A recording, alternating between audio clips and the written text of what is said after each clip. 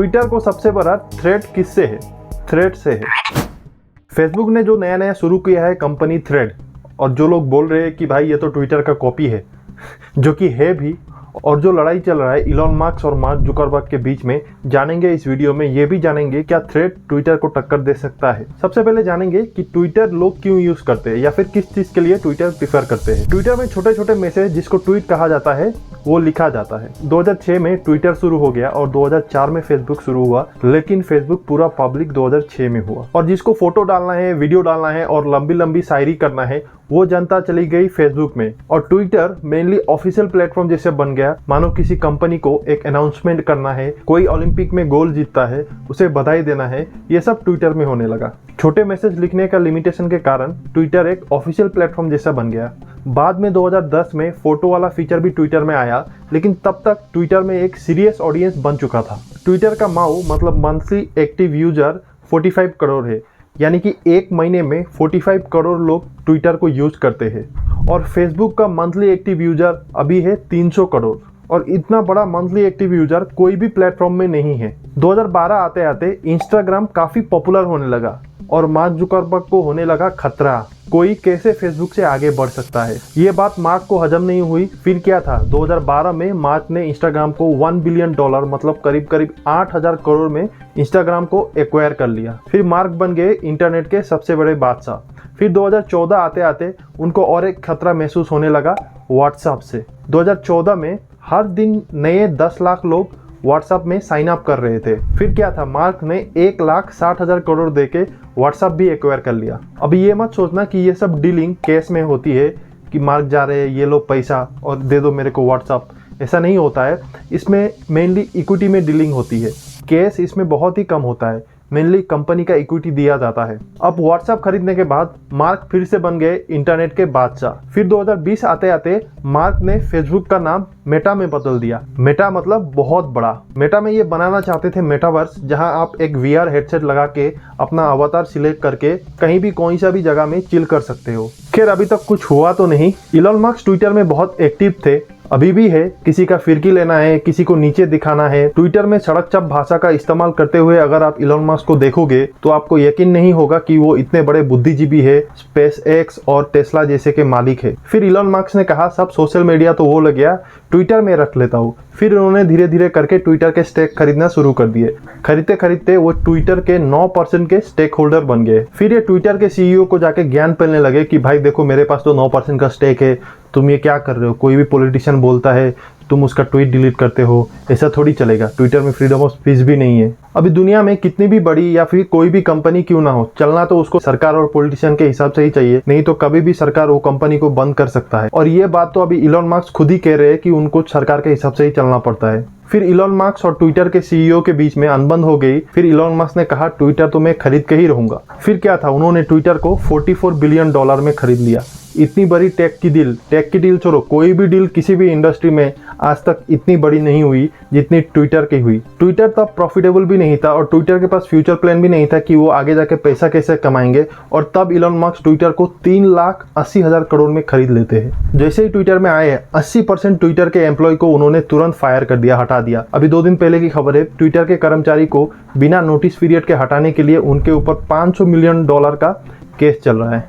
$500 million मतलब लगभग 4,000 करोड़। फिर इलॉन मस्क का ट्विटर में दूसरा बड़ा फैसला था कि ब्लू टिक को कमर्शियल करने का। चाहे कोई भी हो, $8 यानी कि ₹650 महीना दो और ब्लू टिक लेके जाओ। चाहे रिक्शा वाला, ऑटो वाला या फिर कोई प्राइम मिनिस्टर ही क्यों ना हो, ब्लू टिक चाहिए तो महीने का ₹650 देना ही पड़ेगा। अब तो इंस्टाग्राम ने भी ब्लू टिक कमर्शियल करने का आइडिया चुरा लिया है ट्विटर से कि ₹699 पर मंथ दो और ब्लू टिक लेके जाओ। ब्लू टिक कमर्शियल करने के बाद ट्विटर में हुड़दंग सी मच गई। अचानक वेरीफाइड अकाउंट की बाढ़ आने लग गई। पेप्सी का एक वेरीफाइड अकाउंट लिखता है कोक इज बेटर।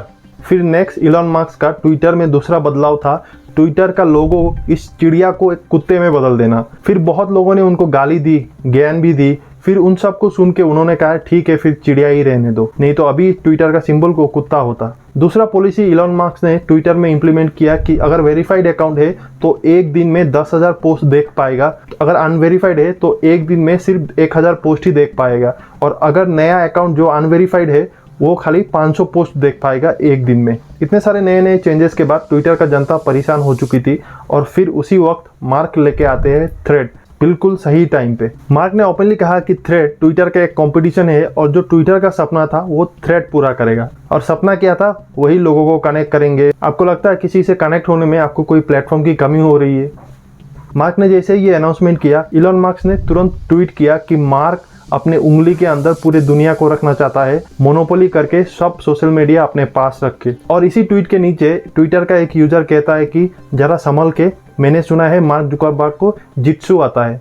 जित्सु एक तरीके का मार्शल आर्ट फाइट होता है। फिर इलॉन मस्क उसको रिप्लाई देते हैं कि I am up for a cage match if he is lol. फिर मार्क ने इसी ट्वीट का स्क्रीनशॉट लिया और अपने इंस्टाग्राम स्टोरी में डाला और लिखा सेंड मी लोकेशन, जैसे बताओ कहाँ आना है, लड़ेगा मैं, सबका बदला लेगा तेरा इलॉन। सोचो इतना बड़ा आदमी, दुनिया का सबसे अमीर आदमी इस तरह का कन्वर्सेशन, इस तरीके का हरकतें करता है।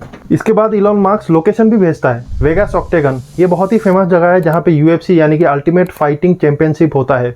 ये सब देख के आप सोच रहे होंगे कि ये तो सिर्फ मजाक है, लेकिन देखिए यहाँ तो ट्रेनिंग भी स्टार्ट हो गई। ये इलॉन मस्क ट्रेन कर रहे हैं अपने आप को और ये मार्क जुकरबर्ग। इलॉन मस्क को सबसे बड़ा थ्रेड किससे है?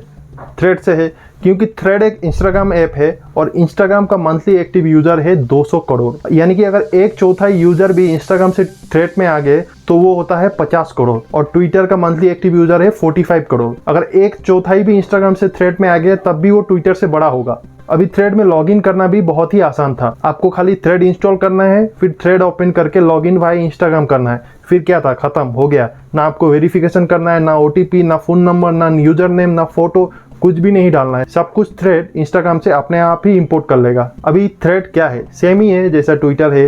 ट्विटर में अभी आप 280 कैरेक्टर्स में कोई भी ट्वीट कर सकते हो, वो फ्री अकाउंट में। अभी आप पेड में ज़्यादा कर सकते हो।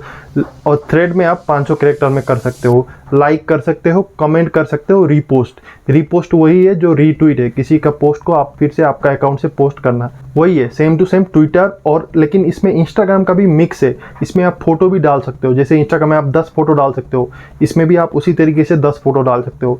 जैसे आप इंस्टाग्राम में वीडियो डाल सकते हो, इसमें भी वीडियो डाल सकते हो। ट्विटर में आप लंबा 5 मिनट 4 मिनट का वीडियो नहीं डाल सकते हो, लेकिन थ्रेड में आप 5 मिनट का भी वीडियो डाल सकते हो। हम भी है यार थ्रेड में, फॉलो कर दो। अभी ये जानिए कि ट्विटर को 1 मिलियन यूजर पहुंचने के लिए 2 साल लग गए थे और फेसबुक को सिर्फ 10 महीने और इंस्टाग्राम को सिर्फ 75 डेज और चैट जीपीटी को 1 मिलियन यूजर अचीव करने में सिर्फ 5 दिन लग गए थे। लेकिन क्या आपको पता है थ्रेड को कितना समय लगा 1 मिलियन यूजर अचीव करने के लिए? थ्रेड को लगा सिर्फ 1 घंटा, क्योंकि ये सब यूजर 100% इंस्टाग्राम से ही थे और इनका साइन अप प्रोसेस भी बहुत ही आसान था। इसलिए थ्रेड को 1 मिलियन यूजर अचीव करने के लिए बहुत ही आसान हो गया। फिर इसके बाद इलॉन मस्क कहते हैं कि competition is fine but cheating is not, और एक कोर्ट नोटिस भेज देते हैं मार्क जुकरबर्ग को। नोटिस में यह लिखा गया था कि मार्क ने गलत तरीके से ट्विटर के एक्स एम्प्लॉय और जो ट्विटर में काम कर रहे थे उनको भी ज्यादा पैसा का लालच देके, घूस देके उनको बुलाया गया, क्योंकि उन एम्प्लॉय के पास सेंसिटिव डाटा था और उसी डाटा को यूज करके थ्रेड को बनाया गया। ऐसा इलॉन मस्क का कहना है। लेकिन मार्क जुकरबर्ग के लिए ये कोई नई चीज नहीं है दोस्तों। 2004 में जब उन्होंने फेसबुक बनाया था,